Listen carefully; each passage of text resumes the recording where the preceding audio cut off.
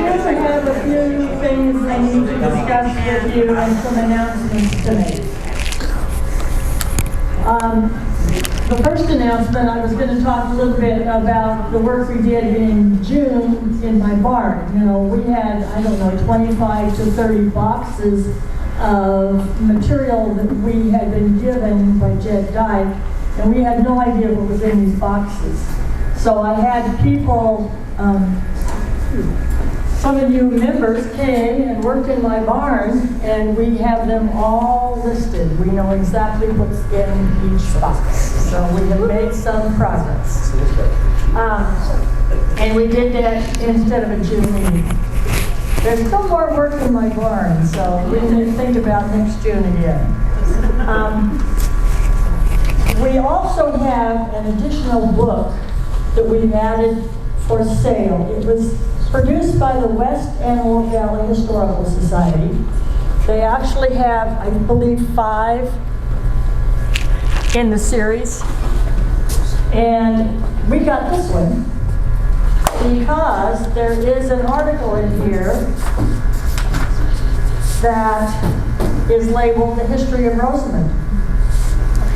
And it was done by William H. DeWitt. And he interviewed a lot of people whose names a lot of you will know. And so, at the end of this, he has listed personal interviews. Pauline Fairchild, Bob and Mary Fetters, Glendon Johnson, Bobby Maley, he spelled Maley incorrectly, Bill Morris, Bob and Alice Pendelly, Art and Grace Pickus, and Jim Wilford. So those people were interviewed for this article, and it's really a very good synopsis of the history of Rosamond. There's also other things in this book.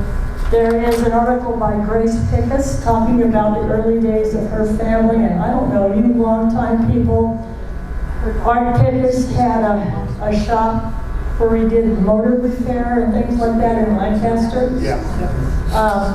You know, I loved Grace. I'm glad I got to know her through my work in poppy research. She was just a lovely lady, and she writes very well, and she has written some of our books. So there's an article by Grace. There's all little excerpts from various newspapers about the Antelope Valley, so there's a lot of good stuff in here. It's a little more expensive than our book, but that's what the West Antelope Valley Historical Society sells them for, so we didn't want to undercut them. Another issue. Our December meeting is always a dinner, and we were wanting to have it at the casino. However, we are now meeting on Tuesday, and the casino does Taco Tuesday, and they are wall-to-wall people on Taco Tuesday, and they do not want to have us, because when we're there, they close the whole restaurant for us. So think about it. They said either Monday or Thursday. I don't believe we have to make the decision right now. Could we wait till next meeting? But think about it. What would be better, having it on Monday or having it on Thursday? So think about it. I think those are all of my issues. Siobhan?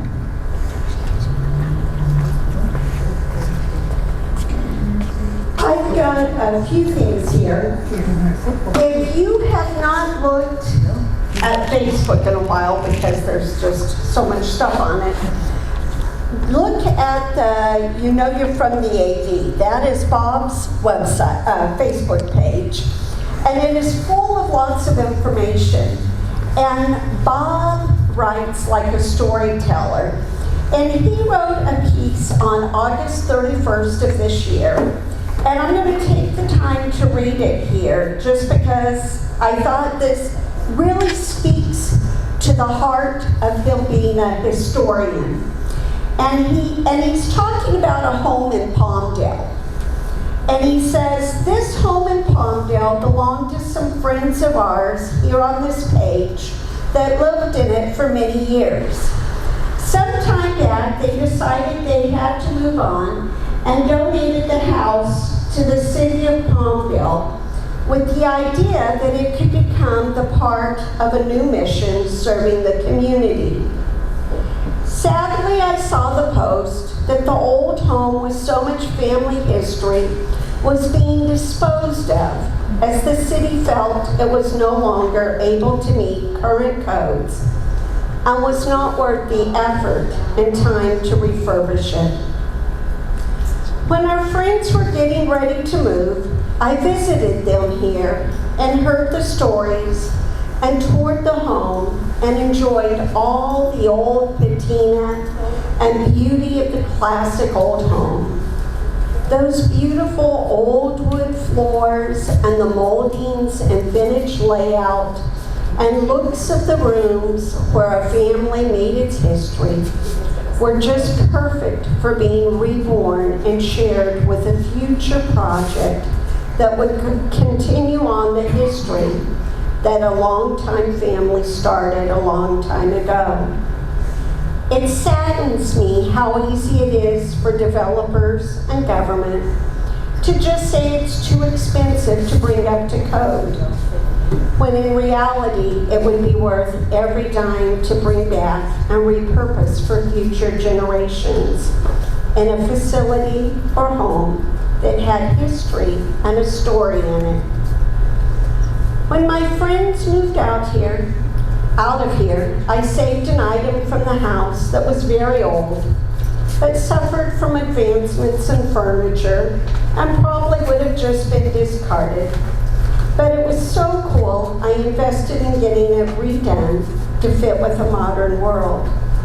I just wish we had more people that were not too quick to surrender to the bulldozer mentality of the simple world where we lived and became neighbors, especially when it comes to old homes that built our communities.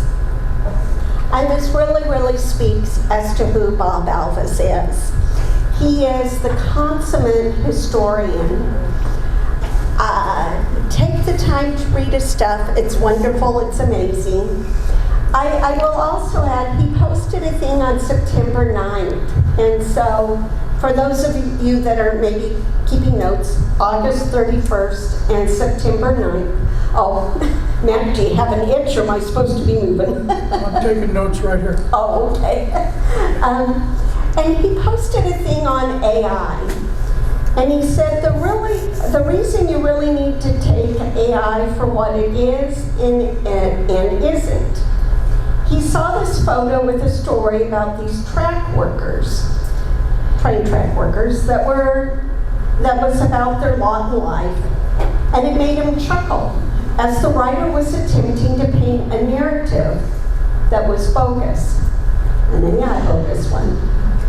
What really caught his eye was the fact they used an old photo from south of Mojave to build their fantasy.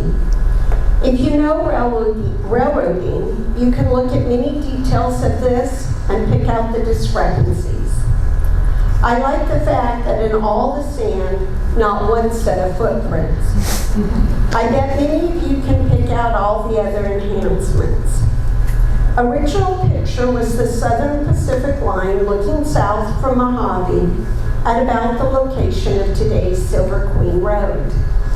And if you get a chance, and maybe next month I'll put it up here on the screen for you to take a look at when you come in and you're just kind of flitting around and you're going, oh my gosh, this is AI generated. And this is the history our children think of as fact. So Bob, we are so happy to have you come and set the record straight for us. Yes, I will. And, Mac, he doesn't need this. and next time, No, I have this. Okay, he has. and next time, whoops. I just turned it on. Oh, whoops, I'm going to turn me back on. How do I turn me back on? Testing. Pretend you're teaching school. And next time we have Bob Alvis come, we're going to have a $1 jar, and you can get your picture done with Bob Alvis for $1. We'll make $1 million. Wave off, wave off. Famous. Go around. Oh man, that's too funny. I think, Bob, it's all yours. I just need to get out of the way, and I don't. All right, no problem. Can you all hear me? Yeah. All right, what do you want me to do? Behind the table. Behind the table? He wants to control you so he can photograph. Oh, you don't want me to roam? No rolling. No roaming? Oh man. Hang in there.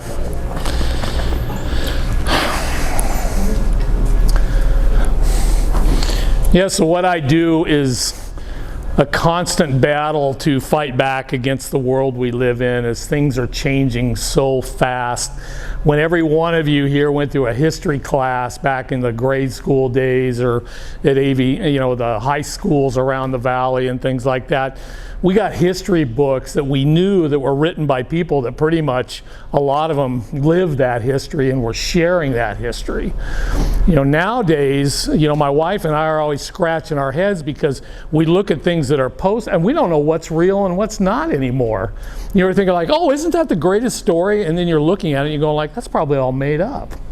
And it's so hard, and I can't, how do we fight back against that mindset? But it's very important that, we as groups of people and everything with stuff, we keep fighting to keep the word and the conversation going in person, so we know, the history is genuine, because, you're talking to the people that lived it or lived with the people that helped make it or have some interaction with that history. So I'm here to talk about railroading again. I think that's what I did last time I was here, didn't I? Yeah, we talked about the Bissell-Santa Fe rail alignment from Mojave to Boron, and all the joy I had walking those railroad lines out there that now unfortunately are all basically covered under solar panels. There's very little of that all left, and boy, when I drive into Mojave, I don't know, my head just wants to explode.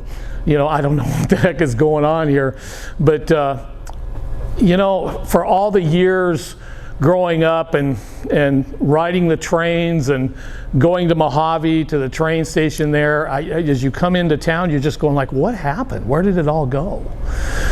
So we hold on to the history of things to make sure that future generations know what our history looked like, why we were living it, and how special it was to many of us. So we're at a very integral part of our railroading history in the Antelope Valley and our region here, because we're getting ready to celebrate America's 250th anniversary. Well, we're also getting ready to celebrate the coming of the railroad to our region, which our friends here from Tehachapi Depot, correct? You have a celebration going on this year, or? We're working on it. You're working on it. Our 15th, but then next, July was Tehachapi, August Mojave, and then Lang was September. Right, so that's the coming of the railroad, 1876. Correct.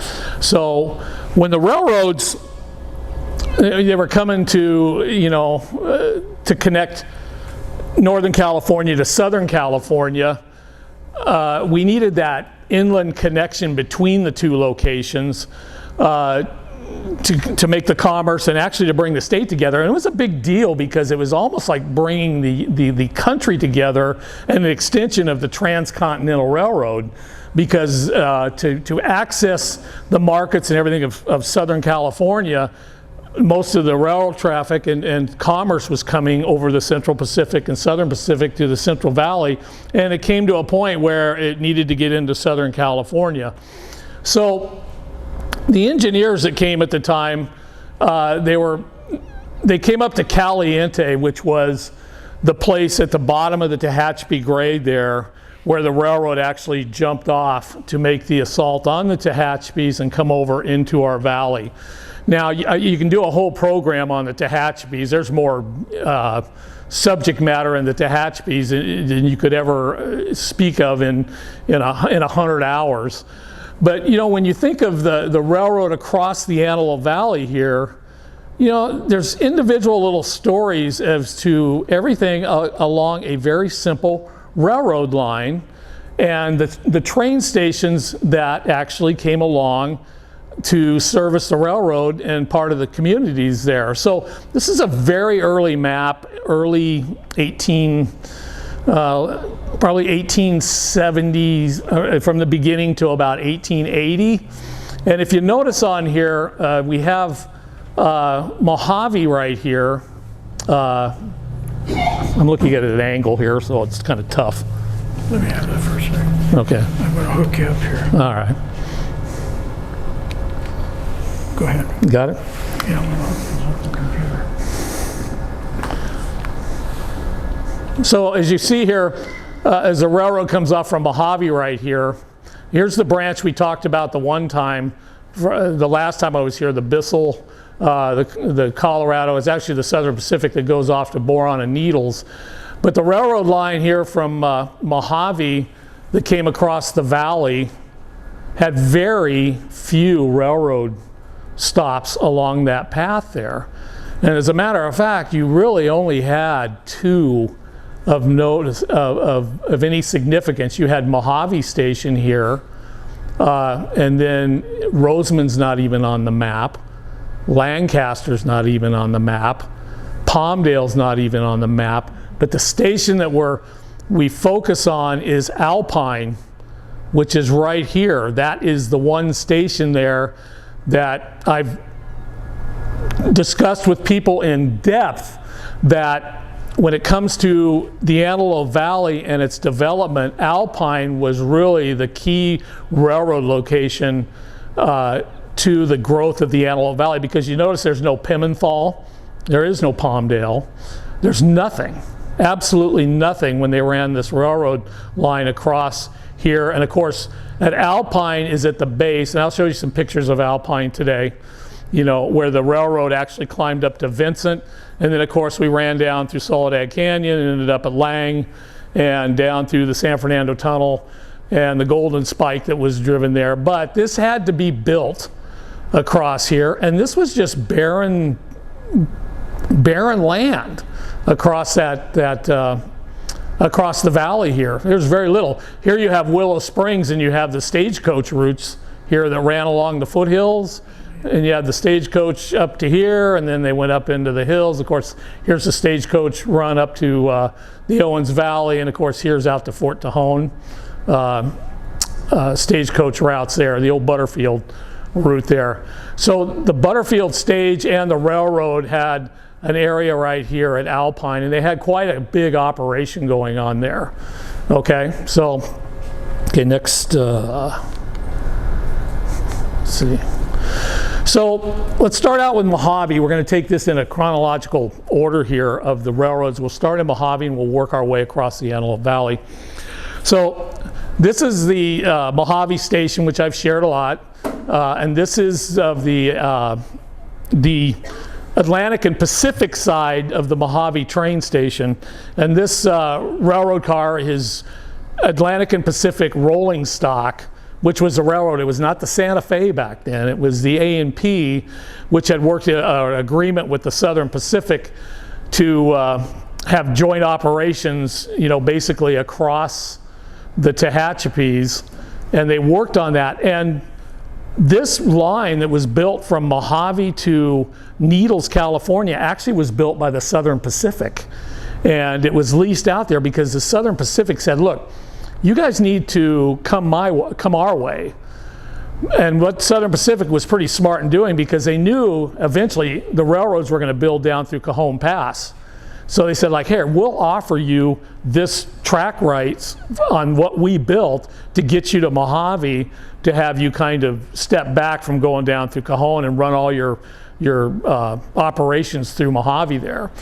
So, and of course on the other side of the station is the Southern Pacific. So, yep, wrong way. So this is a train station via a postcard picture of very early Mojave there. And it's funny how they call it the Santa Fe station. Well, right here you're looking at the Southern Pacific side of the train station here. This rail line over here is what would be the Santa Fe side. Later on, yes, this would become joint operations of Santa Fe and Southern Pacific through Mojave. Of course, we all know this is the famous Harvey House of the day. The station at this point had full Harvey House meals and things like that, but their operation there didn't really last all that long. And we have some people in the Antelope Valley I have one lady, Carol, her great-grandmother was a waitress here at this station. And this was the key point here for everything going to the east and to the west. Everything had to come through Mojave to access the rest of the United States, basically, and the Southland and everything to the east, okay? So this is what it looked like in a postcard. They didn't take pictures much back then. They just took old pictures and they crafted a photograph and painted a picture of what it would look like, and then they ended up selling these in the Harvey House newsrooms and magazine stands and everything for collectibles to write home to people. This is a nice picture of that Southern Pacific Depot, the Valley Line that they state it is. And it's a great vision because this would be a Southern Pacific train right here. And I love the fact it's always, gray and overcast in a lot of these because, the blue skies and stuff, I guess, just wasn't the popular background for a lot of these old railroad pictures. But, I love it with the underbraced boxcars and things like that. You'd have the people, working the train and the people and the characters with the fedora hats and the luggage waiting for the trains and baggage and things like that. And every once in a while when I go up to Mojave, I'll still pull up old spikes out of the dirt and the landscape up there that dates back to these time periods. Those spikes there's hardly anything left of them, and they're so rusted down. And it's always neat to pick one of those up and think like, wow, this is over 100-year-old railroad spike, because you can date them by their size, because back in these days, the rail wasn't as big and heavy as it is today. They would use lighter rail. And so you didn't need the giant spikes that we have nowadays for the railroad. So you can kind of date things like that. And every once in a while you'll get lucky and you'll get something with a date on it. So Mojave was a point where we did a lot of railroad work on locomotives and things like that. And this is the old engine house that is at Mojave. And you can still go out there today and you can still see the foundation to that is still out there in the old Y where they would turn around the locomotives out there. And everything was serviced because Mojave was a key point in the overall operations of the railroads, and they needed a place and stuff to where they could do locomotive maintenance for all the trains that were coming over the Tehachapi's and across the deserts and things like that. The majority of the railroad repairs and locomotive and rolling stock were for the AT&SF or the Atlantic and Pacific were at Barstow. But the majority of it for the Southern Pacific were in Bakersfield. That was where the big shops were. However, they needed to have this here deal and stuff. And as a kid and young guy, teenager, I remember going out there and walking around inside that place. And it was the neatest thing ever. And it's cool when you see the old, they call it the Black Widow paint scheme, Southern Pacific, was that a GP9, I think it is? There, which really speaks of that era. And there's the mountain back there that's no longer there. It's just a big dirt mound in the middle of nowhere. That's the Gold Queen Mine or whatever it was back in the day before it disappeared from us. So they had a roundhouse in Mojave. The only problem is the damn Mojave Desert Zephyrs were so strong they couldn't find a roof that would stay on the place long enough, to keep it covered. So they were constantly fighting with the wind blowing everything off the roundhouse out there. And so they finally came up with that brick design of the locomotive servicing facilities that you saw in the post before. The other big problem with Mojave, and probably a lot of you guys know, it seems like within every 365 days, the town would burn down.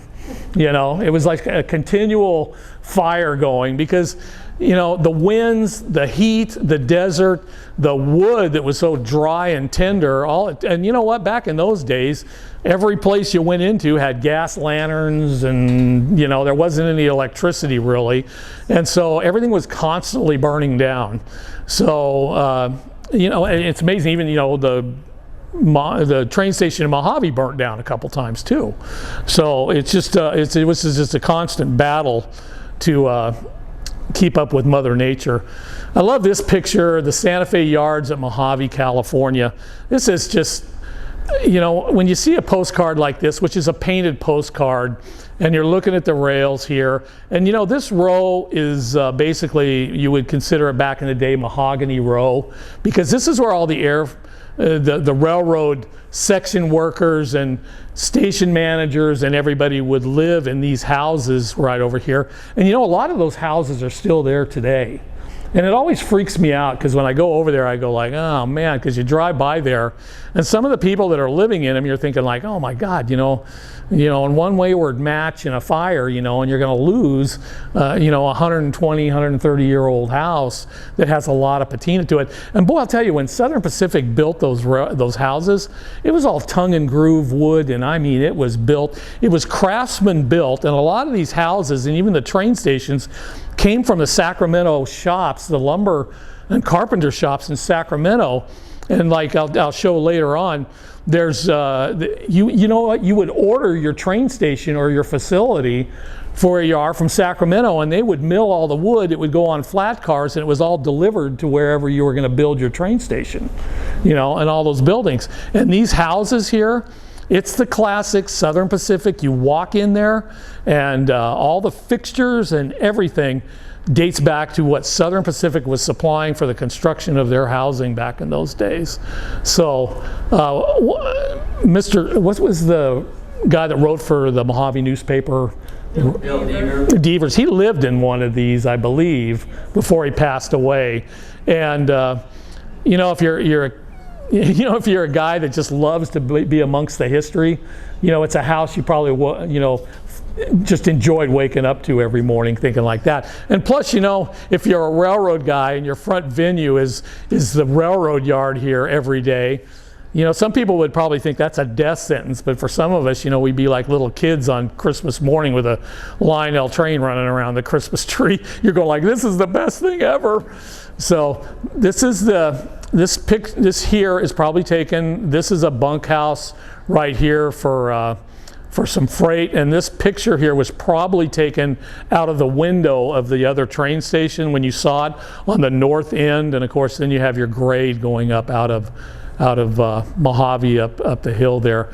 I love there. The water tank, these are the water flues for the steam locomotives, and they were placed, of course, at the end here and stuff, and you can see all the oil and everything where the locomotives would stop right here when they would water. And the water tanks, the big water tank, people always think like it's the water tank with the spout that comes down. No, the water tank in this yard was all the way over here on the side, and they would pipe these pipes underground and bring these up, and they would feed the water in between the tracks. And you had a couple here that could feed two tracks at the same time, or two different tracks. This one could feed this track, this one here could feed this track. So if you had opposing trains going back and forth, you could still water all those locomotives like that.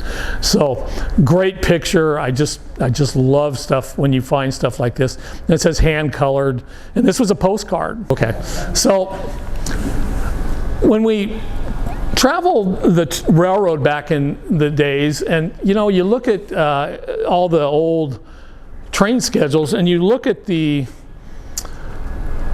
trains coming across the Antelope Valley. Okay, so you had Mojave here, and you had Gloucester, which I don't even know if there's any indication of that name, which would be between Mojave and Rosamond out there, and today it's called Carter, you would know what Ansel right there, which used to be a Southern Pacific they had a small station. They actually put a caboose out there for a while. So I don't know, I've looked for and tried to find the history of that name, because usually that's a name connected to somebody that lived in the area, you know, but I haven't been able to find anything like that. Then we have Sand Creek, and everybody here knows what Sand Creek was, right? Roseman, there you go. So, and then of course you had Lancaster, then you had Alpine, then you had Acton, okay? So we're kind of concentrating just right here, but you notice there's no Vincent here yet, okay? And we had Alpine, which was at the base of the climb up to Vincent right there. So these were the train schedules as they traveled across there, and you know, the distances and stuff, and you know, they had quite a few trains during that time period. So the freights, the Daily Express, first and second class, and things like that. So this is what basically a train schedule looked like coming across the Antelope Valley. I'm probably thinking 1890s, early 1900s, okay? Somewhere in that window right there, so, okay. So good old Roseman, everybody's probably seen this picture a gazillion times, right? You know, it was a great station, but it was one of those stations you think like, they didn't really take you guys seriously. You know, they're going like, you know what? Who's gonna live in Roseman? We don't really need a lot of railroad opportunity, but you know what? You guys had a lot of industry come along, and you could have probably used a better facility than that, because with Tropico and you know, what's going on in your community here, but you know, down the tracks here, I just love this area of your, oh, let me go back. I love this part. And you know, I would go down here and walk this area of your tracks down there, because you could find remnants of this location right here. Sadly, with society, when the homeless people started setting up camps in there and things like that, you know, you just didn't feel safe going down there anymore. And I felt so bad, because the one concrete platform that was basically the base to the old square water tower down there, you know, there was a full-on encampment in there, and you couldn't access it anymore. It was just heartbreaking, you know, because you want to bring people, you want to go out and you want to share this with stuff. You go like, hey, let's go walk this. But this little area here was your area there. I love the water cars too, because a lot of people don't realize you didn't have water all the way along the railroads, and so they had to ship a lot of water along the lines. Yeah. Where was the sugar beet? Oh, you know what? Actually, pretty much right here where the water car was. Yeah, when you had the sugar beet rush and stuff, you had the conveyors here, and those trucks would be, there's no really Sierra Highway here. It's just a dirt road between Lancaster and Mojave. But yeah, right here was that location there, and you can still go down there today. That spur right there, that track, that feed track is still there, and I've looked on there, and there's some track right there that dates back to the early 19 teens that stamped into some of the rail. You can always look when rail was rolled from the manufacturers, because they'll date it, you know. And I have a piece of rail in front of my house I'm using as a parking thing and stuff. It's dated 1901. I found up at Caliente. You know, and it was just a section. I was just so happy, because when I got it and I saw the stamp date of 1901 on it, I go like, oh man, this is great, you know. So anyway, let's see. So here's some more of the through expresses here. So we look again, and this was a little bit earlier, but you notice we have at Mojave we have a breakfast stop on the railroad, thus the Harvey House. But they weren't really stopping for any other meal except for breakfast. And that was really it. And notice here, this is earlier, this is late 1800s, much, you know, after the coming of the railroad, because once again we have Mojave, and we have Alpine, and we have Newhall. We don't have anybody else. We have Tehachapi there, right there. And then not so much. As a matter of fact, our Tehachapi people, you notice there's no Caliente there. So what was the name of that location back then? I bet you guys, and you know what? It's a mystery. It's a mystery. Yeah, because we're looking at this because here's Fresno, here's Goshen, here's Tulare, and so here's Sumner, which is Bakersfield, right? So, Yeah, Billville. huh? Yeah, Billville. Bealville, yeah, but we don't have any of that at this time period, you know, so we go there. So they basically, railroad operations was from Sumner to Bakersfield to Tehachapi, and they didn't show any support for the railroad anywhere between there and stuff. So that was in the early days when the railroad came here. And it's funny, you have the express train, you have the immigrant train. You're kind of wondering how they came up with those names, but it is what it is. And so that was the railroad operations. And of course you had the southbound and you had the northbound with the same type of scheduling there. So it was just basically Newhall, Alpine, Mojave, Tehachapi. No Lang here either, notice. Yeah, Bob, those are the public timetables for passengers. correct, absolutely. The timetables that the railroad employees used would have listed every siding, every spur, every train order depot, telegraph depot, everything. So you don't have the whole picture. Oh, I know, but I'm just doing it as we look at the trains as far as the traveling public. There wasn't enough cause to Yeah. stop and attempt to load or unload passengers. Because when we get into some more pictures in the deal, you'll understand why. Because you're right, it's like Oban.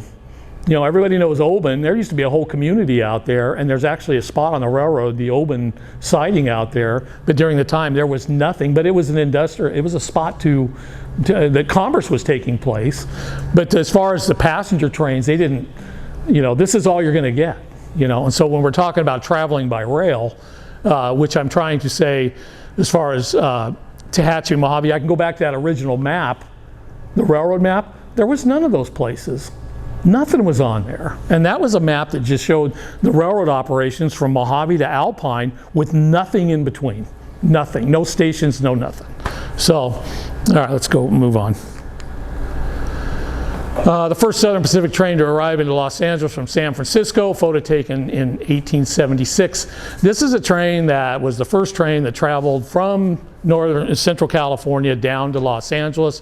That train right there traveled through Mojave, through Roseman, through Lancaster, Alpine, and things like that. That was the very first train that came down through there, and it was a big deal back then when they were doing this. And it was a great accomplishment. As a matter of fact, they telegraphed to President Lincoln at the time that the railroad had been completed, and you know, it was a big deal in American history when that was completed.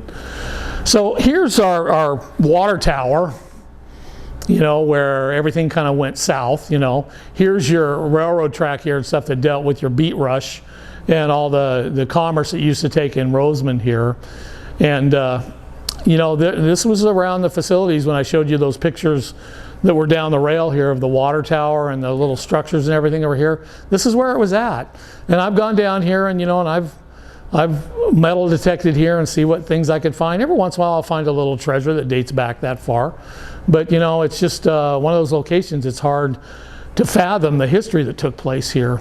And you know, it's really kind of a neat place in history. And this is a picture I took one day that I just was tickled pink because I want to share a story with you that, you know, this is just as you're coming up, this is Roseman Boulevard right here. And it shows the grade going down and how it levels out across the valley. And when you look over there, there's Plant 42 all the way in Palmdale back there, you know, and stuff. And here's Sierra Highway, and you come up here. It's hard to fathom that grade because when you're there and stuff, it just doesn't look like it's that severe. But you know what? It's a pretty good run. And the reason I really wanted to share this was I have a railroad magazine dated from the 1800s, late 1800s, that told of the two Chinamen. Does anybody know this story? So they were in Lancaster at the China camp, Tent City in Lancaster. They were track workers. And they went up to Mojave to get a pig to butcher to feed the people at the camp there. So they had a hand car. So they went all the way up to Mojave. And I go, man, those must have been some stout guys, man, to pump that car all the way up to Mojave.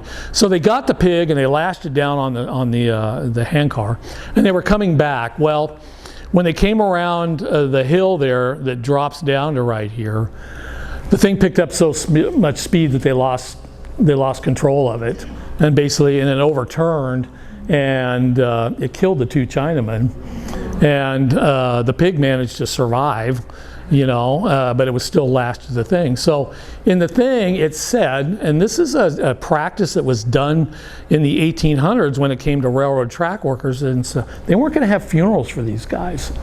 So it says, on a hillside just to the east of the location where the handcar came to rest, they just dug 2 graves and buried the Chinamen there. So somewhere from Roseman Boulevard here up to the top of the hill, there are 2 Chinamen buried there somewhere along those rails.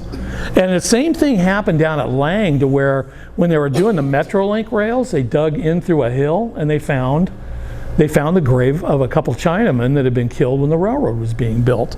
And they said there was a lot more down at the San Fernando Tunnel of guys that were buried, because during that time period, you know, they weren't, you know, they did all that stuff. And it was really kind of spoke to the era too, because when the word got to Lancaster that it had crashed, they were killed, the question was, what happened to the pig, right? You know, and so they sent guys up there to retrieve the pig, because they wanted it for the food, you know, so they could care less really about the 2 Chinamen that had perished and stuff, but they ended up getting and slaughtering the pig, you know. So, and you know, this grade, one thing that really speaks of this grade is, oh, here's another picture, you know, was that Glenn Settle, was he involved with that car? Do we know? Was that a Burton car? Do we know? I don't know.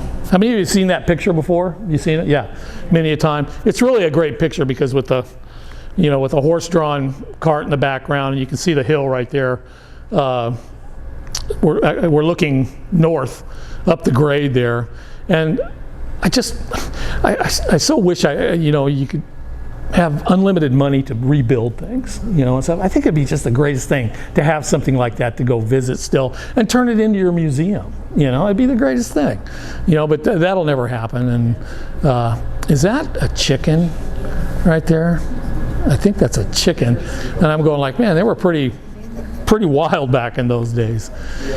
So that grade coming down the hill, I wanted to share pictures of this because I got a whole bunch of pictures of train wrecks. And it's like Jim Humphreys when the train crashed derailed by Great Lakes Carbon. You know, he's got all kinds of pictures like that. But this is a 1946 derailment there. And I've got other pictures of this thing. And this was basically right across from, you know, right behind where the gas station is, the fast way gas station, and going down almost just past where the water tower was. And boy, I'll tell you what, when you got a train coming down that grade down there and something goes haywire, and a lot of times could either be a broken wheel, you know, all kinds of issues can cause that. But when you're coming down, you got that much inertia behind you, boy, when things go bad, it goes bad real fast. So 27 cars wrecked and burned right there. And sometimes when these wrecks happen in remote areas, you can still walk out there and actually find pieces of those old railroad cars and stuff. I've actually found down near Acton, I found train parts from an old passenger car from the wreck in about 1920s. And I found some of the stuff from the passenger car, and it's sitting there in my backyard. I was really tickled to find that. Lancaster, good old Lancaster here. This is one of my favorite pictures of Lancaster Station of all times. You know, Lancaster Station never burned down except at the very end.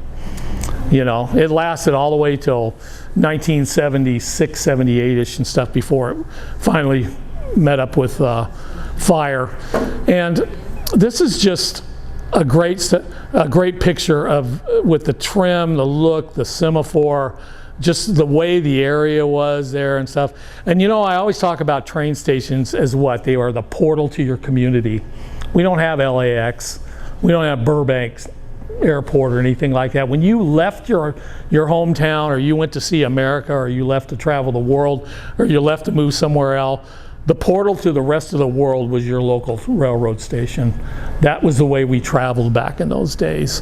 And you think about all the people that, you know, walked into that waiting room there at Lancaster Station. And when I was going in and out of there in the 60s and I was catching the daylight to go to Bakersfield, you know, I was in that old room with those old wooden benches, and I could just think the stories and the thousands of people that sat there traveling and what they were all about and where they were going and what was their story, you know. So you try to channel that. So when you do stuff like that, this is when. That sign's at the museum. Yeah, you'll see this in a minute. Calm down, calm down. All right, calm down. It's okay. You're in that picture. Okay. So this is after it originally burned, and then they go like, well, we're just gonna bulldoze it the rest of the way. And so when the bulldozer here was taking it out and its final gasp, there was a gas line still inside the thing, and it's caught fire and it burned down. And Jim Humphreys and a lot of guys, and that's where the sign's going to come into play, actually saved some of the old wood from the depot when it went, because it was an integral part of our community. And man, that's the door. That's where everybody came and went. And of course, this was the office for all the train conductor crews and supervisors and foremen that were in there. And it was a tragic day. It's a heartbreak, you know, when you see that, and thought, like, after seeing the beautiful job Tehachapi did with theirs burned down, why didn't we rally around our station and try to hold on to it for history? But it is what it is. Early Lancaster, back in the days, we had a roundhouse right here. This is north of Lancaster Boulevard. We had a simple 2-stall roundhouse there, and here's the deal. And of course, here's the budding town of Lancaster right there. And this is a picture looking northeast across the town there. This is what it looked like. I found this up in Sacramento at the State Railroad Museum Archives. I was digging through some stuff and I found this section of Lancaster, and it showed the designs and everything. And this is an 1885 drawing of the railroad turntable that was at Lancaster. Here's that famous sign. All right, here we go, Jeff. So this was neat because the Lancaster sign was found when a old school teacher of mine that was a railroad buff, Mr. G. Molino, he was kind of a railroad buff where he would save stuff too. And he had a friend that when the station burned down, he got a bunch of the stuff and it was just in a wood pile behind his house. And so he was taking the stuff out and he looked at it and he says like, oh man, this says Lancaster on it. And he goes, Bob, you need to come over and look at this. So I went over to his house. I realized, oh my God, that's the Lancaster, that's the Lancaster train station sign off the depot and stuff, which is right here, okay? So I go, this is the coolest thing ever. But you know what the neatest thing about this is the railroad painted Lancaster on it, but they cut the board down, and when you flipped it over upside down, the original Lancaster sign was still on the back side. It was faded and you could still make it out. And when you go over to the museum, the Antelope Valley Rural Museum, you go over there, you can see the old side of it too. So this is a downpour in Lancaster. That's not a big deal. Here is what Lancaster Station looked like from that same blueprints of building the train station there in Lancaster. And so you had your different, this is a tent camp for the Chinese track workers. You had your water tower. You had your railroad foreman section house here. And you had a little different alignment than what the railroad is today. Matter of fact, the crossover right here now would go over where Lancaster Boulevard is today. So this is on my house. You can tell I'm a railroad fan, right? This is what that sign looks like on the back of that Lancaster sign. This is what it originally looked like. So I had to duplicate that on my house, because if you ever saw my house, it looks just like a Southern Pacific train depot, so it's all good. Here's that section of those houses. You have the section house, the old tech order office, the pump house, the water tank. This water tank was the reason that Lancaster came into existence, because there was an artesian well there, and it was a great place to water the locomotives as they crossed the Antelope Valley, because it was about right at the halfway point across the Antelope Valley. So with the water there right below the surface, and there is still a cistern there today that's right there that used to be tied into this, because they ended up eventually taking the spout off here and moving the spout in between the rails, and the water would go underground. It would go into the cistern, and then the water would be pumped up into the spouts. And of course there's the Chinese bunkhouses, and there's where the depot is. This is a Lane's family picture that shows the mule trains that would come into Lancaster. Here's the water tower. Here's the crossing. The train station would be right about where this picture was taken from, just further, a little further. It would almost be in the parking lot behind the train station. And a lot of these buildings were all warehouses and everything for the railroad. And like you're saying, later on these became stopping points for all the freight and everything that was going across. And all these locations via milepost indications and stuff were indicated what was at these locations when it came to railroad operations. I love this picture. This is classic Lancaster.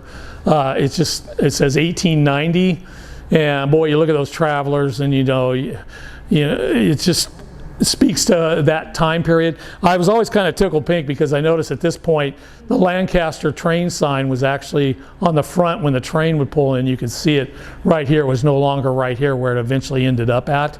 And at this point we did not have a bay window on the station like we did in later years where these were. So that's a great picture.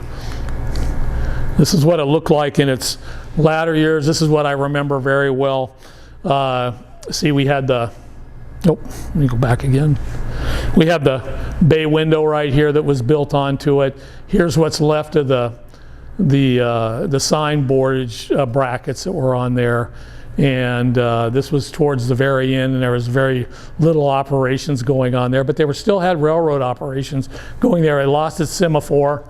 It's all gone, but this was towards the end.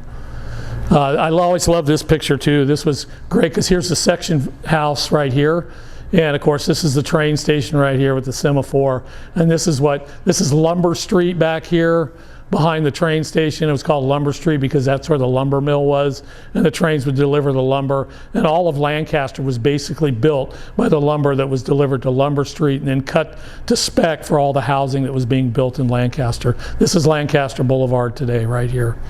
So yeah, this is the earliest picture ever taken of Lancaster. This is Dale DeBry got this into my life, and I was blessed ever since because it shows Lancaster in its infancy. And like I said, there is no picture that anybody can find of Lancaster any earlier than this picture right here. And I just think that's a fantastic picture down there. And you know, you see a little bit of Lancaster out there. I'm sure the Gilwin or the Western Hotel is probably right in that little cluster right there, but there's the Lancaster Hotel that was right behind the train station right there.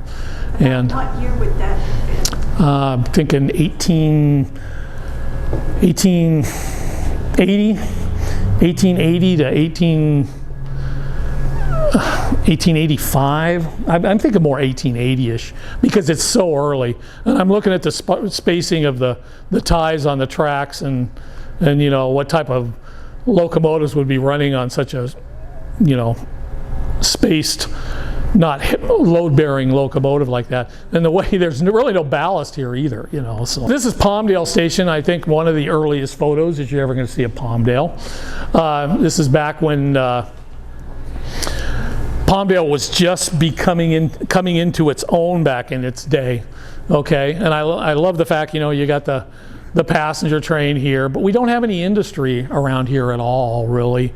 There was nothing going on at this time period because we didn't have the agriculture from Little Rock and everything doing this, and because it was just a rail across the valley that wasn't really supporting much anything except passenger travel at long distance. This is what the station looked like during my time period. It was getting ready to close down.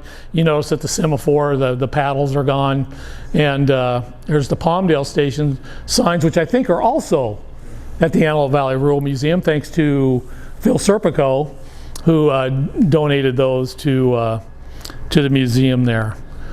This is the climb coming out of the Antelope Valley, and that climb up there was an engineering feat that had to be done to climb from the valley. Much like you lay the rails across the Tehachapi's, you had to work on the curvature of the railroads because you could not just go rails straight up the hill there. So when you go to Avenue S, you know, and stuff, that's why the tracks have to curve up there, because little increments when it comes to elevation changes is great. You know, you just can't run straight down a hill, you know, and expect to deal. And a lot of this had to do with track tonnage and things like that, to where braking and everything is easier on a turn than it is on a straight bit of deal, because you would bind on the rails and stuff. So that's a lot of railroad gobbledygook. Here's Glenn Settle at the section house. It's a Tropical Gold Mine, which is the section house that was of Palmdale, which is the house that he was born in because his dad worked for the railroad. And this was a long time ago. We took this picture, obviously. My God, how long has he been gone? But you know, we were always blessed to go out there. And I have another picture of him coming up here. Here's another picture of my time period in Palmdale in the 70s and so, you know, like that. And I had a couple friends whose dad worked for Southern Pacific, and they got to be engineers and brakemen on the local trains like that. So I was here one day when Jack Dunn was coming through on this locomotive, and I took his picture. I didn't get a very good picture of him though, but it was a great thing. Here's that S turn coming out of Palmdale also. As we come across the valley here and start to climb up to Vincent, this is the way there. By the way, there's the Del Rey restaurant. Anybody remember the Del Rey? It was, if you were driving Old Sierra Highway, this is long before the freeways, but there was the Del Rey, which was a truck stop right here and big gas depot right here. And this is Avenue S crossing the tracks here. This is the Japanese in World War II in front of the Palmdale station when they were getting ready to be shipped off to the different camps around Southern California. They all showed up with their flags and everything, and it was kind of a neat picture of our history and time there. This is Palmdale Station, which was being torn down when they thought it no longer served a purpose. And somebody in Lancaster bought it, the salvage rights, because a railroad station is all basically made of redwood, and that wood is very expensive. You know what? So you just don't go away because it's repurposed. And I don't know, there's probably many a structure in the Antelope Valley that probably lives on through the wood that was taken from this being taken apart. There's Glenn Settle in his section house. He was born in the room just behind where I'm standing right there. That's the room he was born in what, 1911? Is that right, Dale? Yeah, 1911. And this is up at Tropico, and Dale and I think you and me and Jeff are the only one, we were the last ones to actually walk inside there, I believe. You know, and that was a couple years ago. So, that section house, I believe, is right here. This is Palmdale Station. This is a little Palmdale street urchin going to school or whatever, and this is the section house right here. That section house actually went from Palmdale to Lancaster to Tropico. It actually hopscotched across the valley, and it's the only surviving Southern Pacific structure in the Antelope Valley left from that time period. So. Here's Palmdale when in the heyday when the railroad moved out of Alpine and things like that. They actually had a turning Y right here for steam locomotives. They would come down here and they would stage the steam locomotives to push the trains up over Vincent Hill. So they would come down here and turn the steam locomotives around. There was quite a little bit of industry right there. There was a gypsum mine that was off to the west of there, and these spurs actually served that. And this is the cold house that dealt with a lot of the food and everything that was coming out of Little Rock, peaches, pears, all that kind of good stuff out of Little Rock Pear Blossom area there. This is cool because if you go up to Sacramento, there's a beautiful full-scale depot up there of the Southern Pacific Depot, and this is neat because this talked about the life of a railroad station master and raising their kids in the train station because they would live in the upstairs. And so this depicted that time period with the kids upstairs playing with the cat on the roof and things like that. Really a great display up there in Sacramento. So this is probably another early picture of Palmdale right there, and it just kind of speaks to the barren wasteland. You know, there's not much going on in Palmdale, I'll tell you, you know, at that time period there. And Pimenthal was out there, but it was Pimenthal, and people say like Pimenthal was the beginning of Palmdale. Really it wasn't. in my viewpoint, because I say when Alpine and the railroad decided to move railroad operations down to the location it is today, which is now Palmdale, because they needed better operations down in the Palmdale area. And so Pimmenthal was out here, then they built the station here at Palmdale, they closed down Harold, Alpine, and brought the operations down here to Palmdale, and that's where Palmdale became the entity that it is today. So I can argue that point all day long, but okay?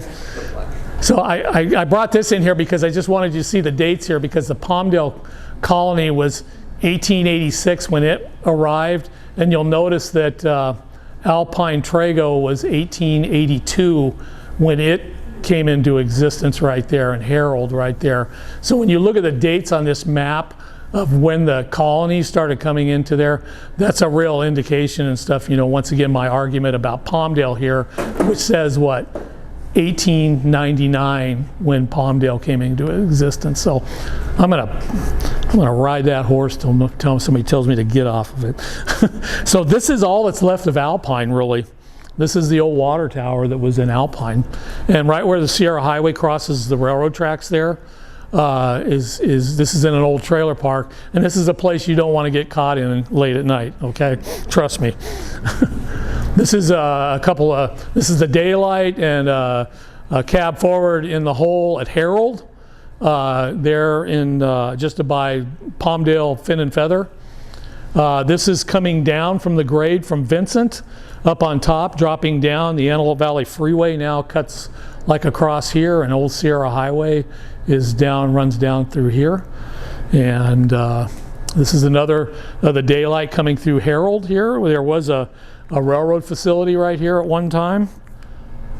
This is that same location today, right there. And there's looking Alpine Harold Trago was right here. And this was a whole community. They had post office, hotels, all kinds of things. And there's some great stories I've had shared to me over the years of what it was like to live in there. And Dale and I and some friends went out and actually walked around here and found some old foundations to a lot of really old buildings that are still there.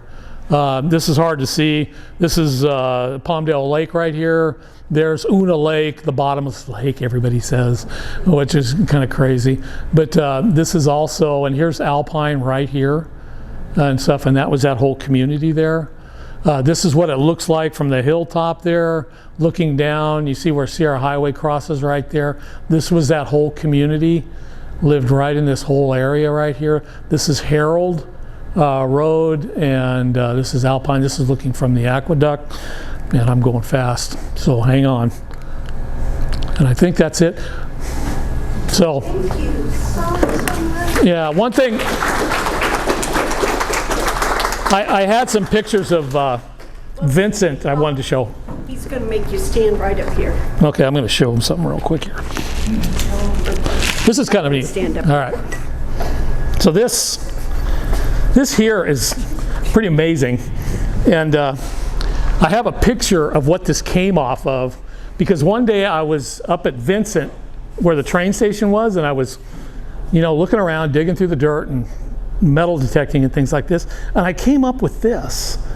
It was just in the dirt, and I go like, what the heck is that? So I dug it out, and I'm looking at it, and this was all crusted over where you couldn't even really read it hardly.